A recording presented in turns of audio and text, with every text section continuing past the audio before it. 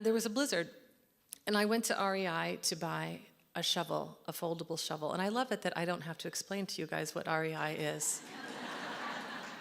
And so you can't have your character be, at the bottom of her life, at the lowest point, and then there's a blizzard and then she buys a shovel. Because it's just too obvious that she needs to dig herself out, But that's what I needed to do. But in literal terms, right there in that moment when I was buying that shovel, I wasn't thinking, I need to dig myself out. I was thinking, I'm buried. And what I needed the shovel for was to dig my truck out because of the blizzard. It was buried in snow. And I happened to be standing there waiting to pay for the shovel when there was a row of books near the cash register. I was waiting in line. And to kill time, I just picked up one of the books. And it was a guidebook. A lot of books have changed my life. I'm a writer, and books, really, literature is my religion, no question. But I didn't realize when I put my hand on that book that would be one of them, that a guidebook called The Pacific Crest Trail, Volume 1, California, would be something that changed my life. I turned it over and read the back, and the trail was described in just a paragraph. And it was just, I had never heard of the Pacific Crest Trail.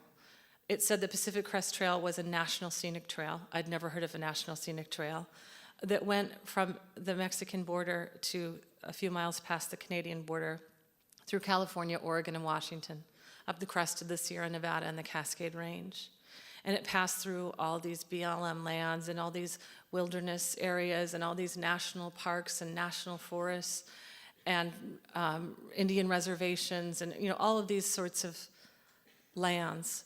And it was this wilderness corridor that had been made by countless people who advocated for and fought to preserve this corridor of land for us, of wild land for us to walk if we felt like it, or ride our horses if we felt like it, or lead our llamas, it turns out.